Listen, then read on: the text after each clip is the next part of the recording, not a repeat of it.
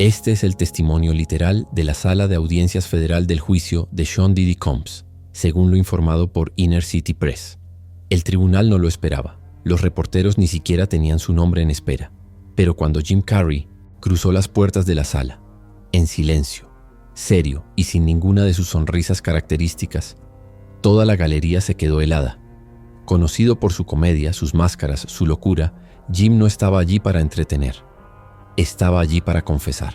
Lo que reveló en el estrado no fue solo perturbador, fue devastador. Dijo que había hecho cosas de las que aún no podía hablar sin temblar, que su éxito no provenía solo de su talento, sino de su complacencia, y que el hombre que supervisó todo fue Sean Diddy Combs. Con voz temblorosa, Carrey relató rituales. A la luz de las velas, bañeras llenas de hielo y élites poderosas de Hollywood que observaban mientras él era iniciado. Esto no era un testimonio, era una purga espiritual, y cambió todo. No había cámaras preparadas, ni reporteros con asientos, reservados. Pero cuando las puertas de la sala se abrieron esa mañana y Jim Carrey entró en silencio, todo se detuvo. El hombre conocido por sus actuaciones desmesuradas, el comediante de rostro elástico, el bromista de programas de entrevistas, el hombre que una vez hizo reír al mundo con solo una sonrisa, no se parecía en absoluto a Jim Carrey.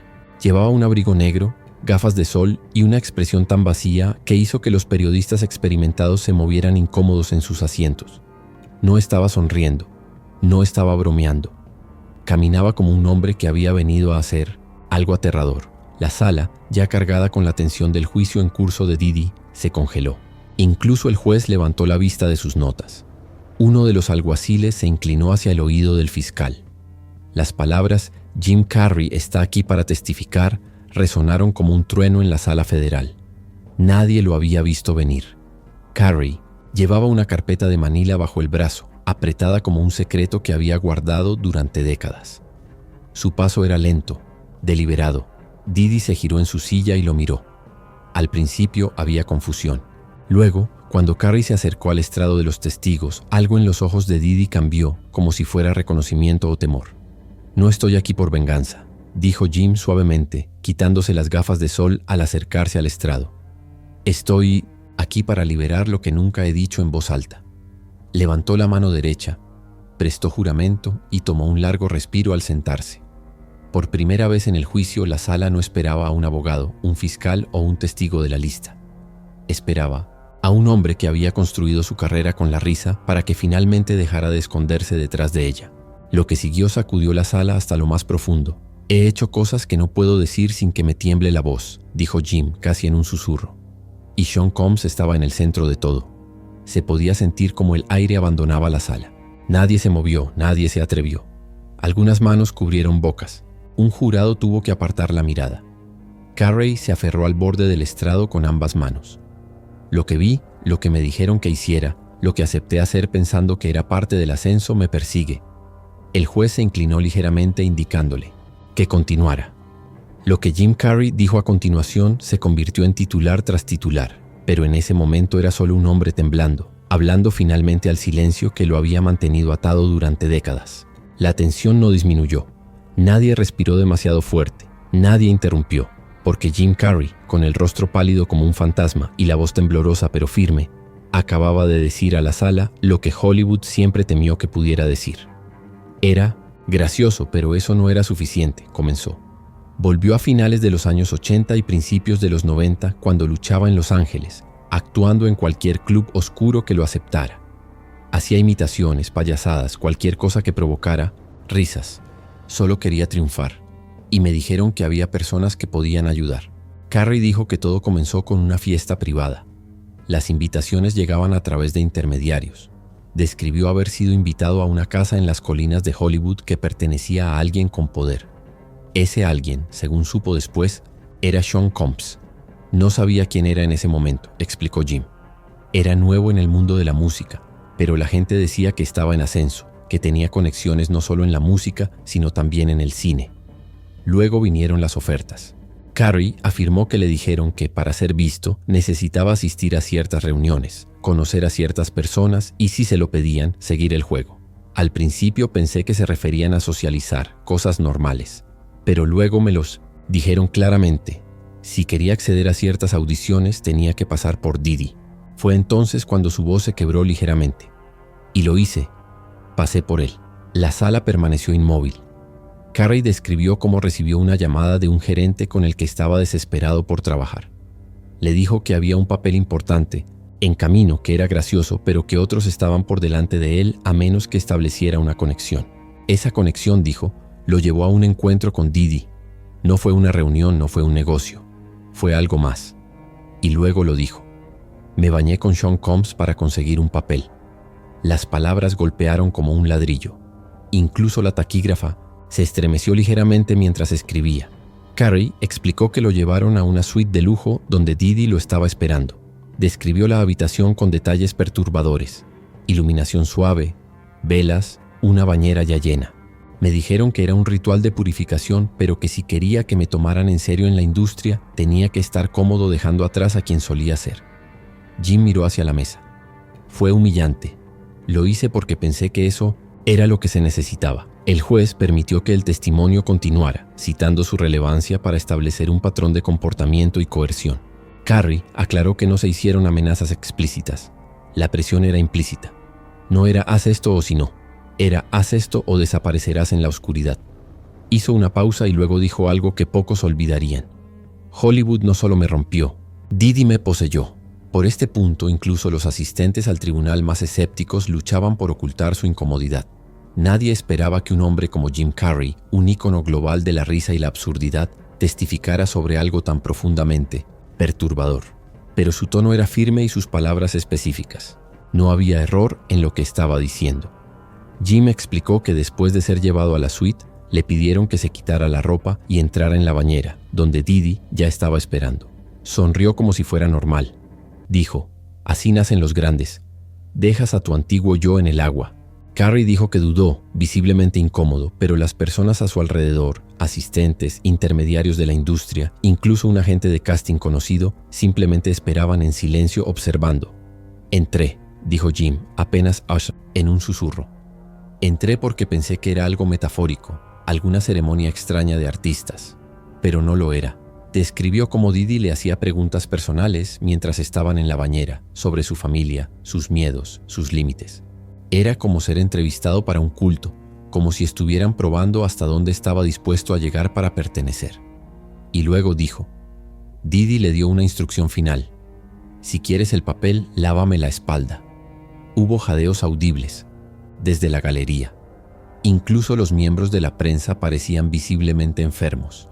Lo hice, confesó Jim. Froté la espalda de un hombre que apenas conocía porque todos los demás a mi alrededor actuaban como si fuera normal, como si fuera la prueba final antes de que me entregaran las llaves de mi carrera. Describió cómo salió de la bañera. Le entregaron una bata y luego lo escoltaron a una habitación lateral. Dentro encontró una copia del guión de The Cable Guy, una botella de champán y una nota. Bienvenido al siguiente nivel. Jim cerró los ojos.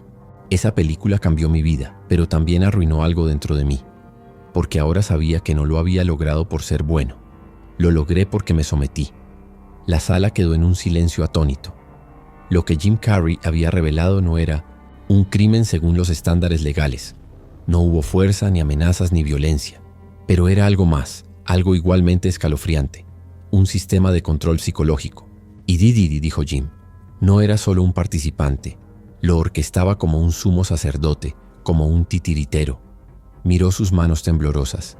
Renuncié a mi dignidad por un papel, y he estado tratando de lavarlo desde entonces. Para entonces la sala no se parecía a un lugar de procedimientos legales. Se sentía como un teatro de revelaciones, una confesión largamente esperada que se desarrollaba en tiempo real. Y Jim Carrey, aún sentado en el estrado, parecía cargar con el peso de cada alma que había permanecido en silencio durante demasiado tiempo. Se inclinó hacia adelante, con los dedos temblando ligeramente, y dijo lo que todos esperaban escuchar. Las fiestas eran peores. Comenzó describiendo la primera fiesta de Didi a la que asistió. Fue en 1996, un año antes de que Liar Liar lo convirtiera en un nombre familiar. Recibió una invitación privada, sin dirección, solo un conductor. Le dijeron que usara ropa negra. Pensé que era un evento de networking, pero rápidamente me di cuenta de que era algo más. Carrey describió cómo llegó a una mansión en las colinas de Hollywood. El aire olía a incienso y algo metálico. Los teléfonos eran confiscados. En la entrada, se entregaban formularios de confidencialidad como si fueran bolsas de regalos. Y una vez que cruzabas el umbral, nada parecía real. Había personas con máscaras, modelos, atletas, directores, pero nadie decía los nombres de los demás.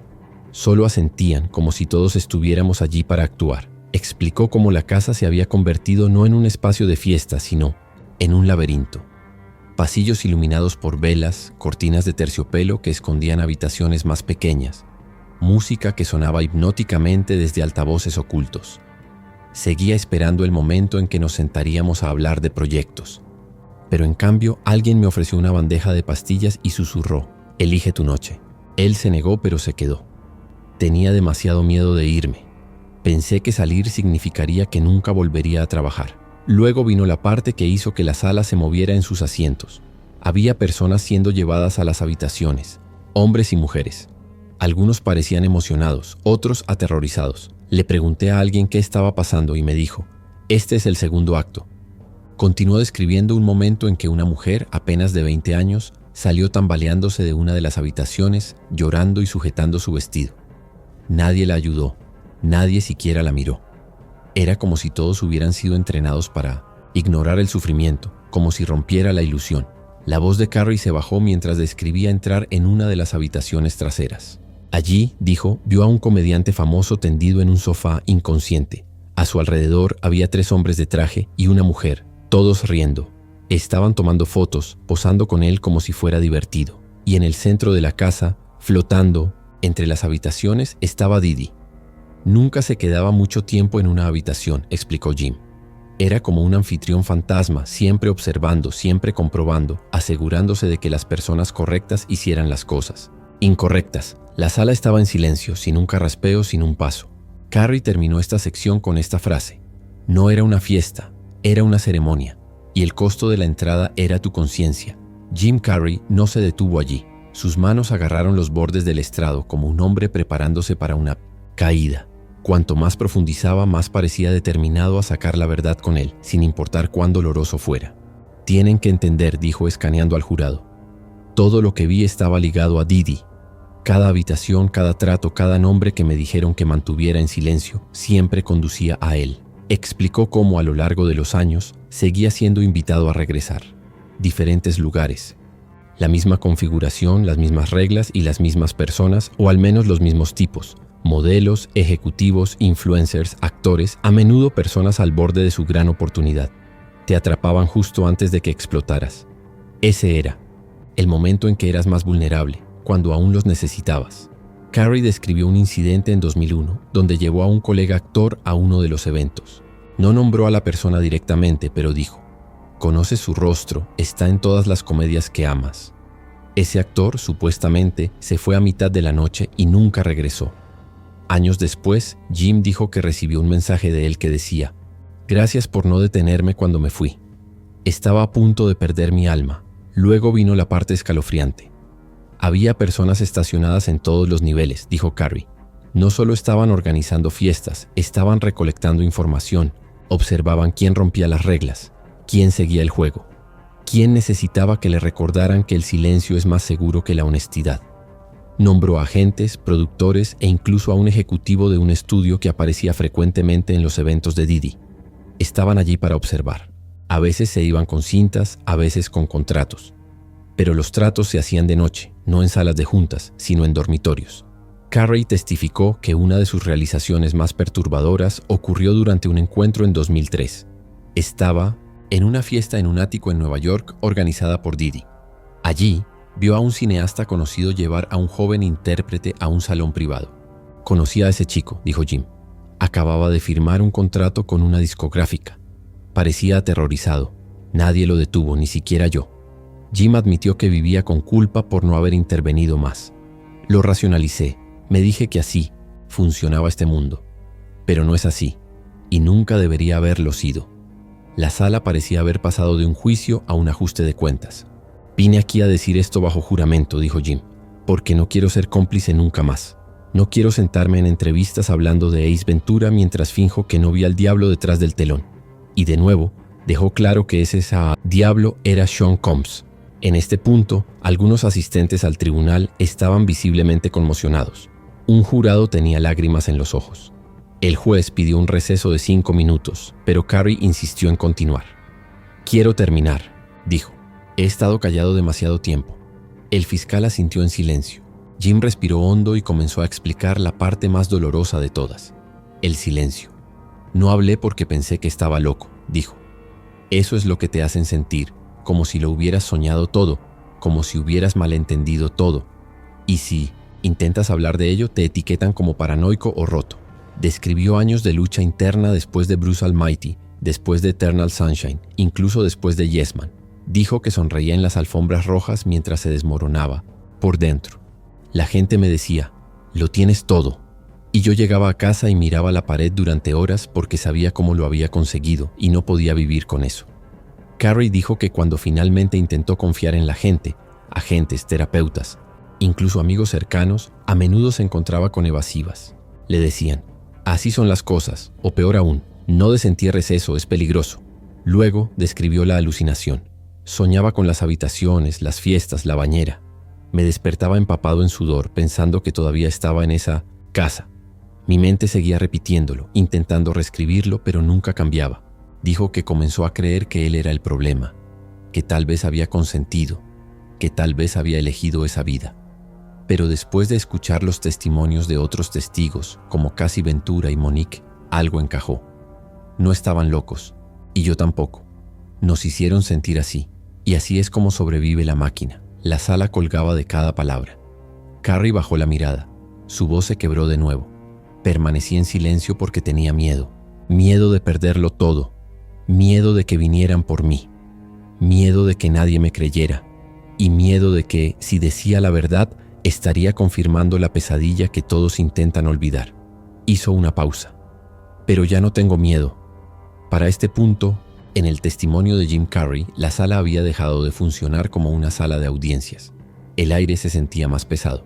Nadie movía sus papeles, nadie susurraba. Todos los ojos estaban fijos en el hombre que alguna vez fue el rostro de la alegría para millones, ahora contando una historia de terror que sacudió los cimientos de la industria del entretenimiento. Jim ajustó el micrófono. Sus manos ya no temblaban. Su voz era más calma, casi inquietantemente firme. Lo que estaba a punto de hacer lo había estado ensayando en silencio durante años. «Hay una lista», dijo. Aclaró que no había una lista escrita, ningún documento, para entregar, pero todos en Hollywood, según él, sabían que la lista existía. Era una verdad tácita, los que siempre aparecían en las fiestas, los que nunca se inmutaban cuando las cosas se ponían oscuras, los que protegían a Didi porque protegerlo significaba protegerse a sí mismos. Y luego, sin nombrar a nadie directamente al principio, describió los patrones. Veías las mismas caras en cada evento, el mismo director, el mismo manejador, actores de gran nombre con reputaciones impecables, pero que siempre parecían estar allí cuando las cámaras no estaban. No eran solo invitados, eran guardianes. Finalmente, comenzó a soltar nombres. Carey dijo que en varias ocasiones vio a un actor, ahora ganador de un Oscar, alguien amado por interpretar héroes morales, asistiendo a lo que llamó iniciaciones en las salas traseras. Afirmó que una conocida presentadora de un programa de entrevistas diurno estuvo presente una vez durante un incidente que involucró a un joven bailarín que se desmayó y tuvo que ser llevado fuera mientras nadie pedía ayuda. También mencionó a un conocido productor musical que llevaba sangre nueva a estas fiestas, prometiéndoles carreras a cambio de silencio. Pero fue el momento en que Carey volvió a Didi cuando la sala se heló. Sean Combs no estaba solo en la cima de la lista, dijo Jim. Él creó la lista. Estas no eran solo personas que se beneficiaban del sistema. Él curó el sistema. Él los curó. Dijo que Didi se movía por las habitaciones, presentando a las personas correctas, dando asentimientos sutiles que significaban «él es seguro» o «ella está dentro». Carey afirmó que estos momentos eran como rituales, momentos en los que la confianza se sellaba silenciosamente a través de la complicidad.in. Y luego describió una escena particular de 2005. Estaba en una fiesta en una finca. Los pisos superiores estaban bloqueados. Alguien me dio una tarjeta de acceso y dijo, «Solo VIP». Subí y vi una habitación llena de máscaras, no solo por moda, sino por anonimato. Y allí, en esa habitación, había 5 nombres que reconocerías al instante. Directores, actores de primera categoría, ejecutivos. y en el centro de todos ellos estaba Didi. Según Carrie, estas personas no solo estaban de fiesta, estaban observando, evaluando a los demás, decidiendo quién podía ser confiable, quién podía ser usado. Cuanto más alto subías en esa casa, dijo Jim, más baja caía la moralidad. Miró directamente al jurado. Estos no eran eventos aislados, estaban orquestados y Didi era el director. Si el testimonio anterior de Jim Carrey había sido compuesto, si una honestidad temblorosa había definido sus primeras palabras, lo que vino después destrozó esa compostura por completo. Hizo una pausa por un largo momento. El silencio se prolongó tanto que el juez casi preguntó si necesitaba un descanso. Luego, con los ojos fijos en algún punto invisible más allá de las paredes de la sala, Carrie comenzó a llorar. «Esta es la parte que más me costó decir», dijo con la voz quebrada, «porque suena loco, pero es verdad, y he vivido con eso demasiado tiempo». Se inclinó hacia adelante aferrándose al borde del estrado. «No te haces famoso en esta ciudad sin que te toquen. Tal vez no físicamente, pero espiritualmente, emocionalmente, mentalmente. En algún lugar, de alguna manera, alguien tiene que entrar en ti, romper algo y luego rehacerte a su imagen». La galería estaba congelada. Pensé que podía evitarlo, que podía sonreír a través de ello, ser el tipo gracioso, inofensivo. Pero cuando llegó el momento de subir de nivel, de pasar de cómico a protagonista, me dijeron que tenía que pasar por el fuego. Y el hombre que encendió ese fuego fue Sean Combs. Comenzó a enumerar cicatrices psicológicas, como viejas heridas, de guerra, ataques de pánico, disociación, autodesprecio. Dijo que había días en el set en los que filmaba escenas, hacía reír a una sala, luego iba a su tráiler y sollozaba incontrolablemente. No podía decírselo a nadie porque si lo hacía significaría que era débil, y los débiles desaparecen. En Hollywood, Carrey reveló que en un momento incluso consideró quitarse la vida. Hubo un momento en 2007, después de The Number 23, cuando pensé que estaba acabado. No solo con la actuación, sino con respirar. Pensé que si así se sentía el éxito, ya no quería ser parte de él. Describió un momento en que vio una foto en línea, una imagen de una de las fiestas de Didi que no sabía que había sido tomada. En el fondo podía verse a sí mismo, drogado, con los ojos vidriosos, junto a alguien que ni siquiera recordaba haber conocido. Ese fue el momento en que me di cuenta de que no estaba viviendo. Estaba sobreviviendo. La fiscalía permaneció en silencio. No hubo objeciones, no hubo contrainterrogatorio. Nadie se atrevió a interrumpir lo que parecía un hombre exorcizando décadas de agonía en tiempo real. Y luego, en una voz apenas por encima de un susurro, Jim dijo: «Me quitaron la risa, me quitaron la luz». Y el hombre que sostenía la cerilla estaba sentado allí en cada fiesta, sonriendo mientras el resto de nosotros ardíamos. La sala estaba en silencio, no por respeto, sino por conmoción. Incluso el equipo legal de Didi, que hasta ese momento había interrumpido, objetado y refutado testimonios anteriores, permaneció completamente inmóvil. Cualquier cosa que hubieran planeado decir no importaba ahora. Jim Carrey había secuestrado la sala con una verdad demasiado retorcida para ser desestimada. Se recompuso lentamente, sin lágrimas ahora. Solo una calma solemne. «No quiero que vaya a prisión por lo que me hizo a mí», dijo Carrey señalando a Didi. «Quiero que vaya a prisión por lo que nos hizo a todos».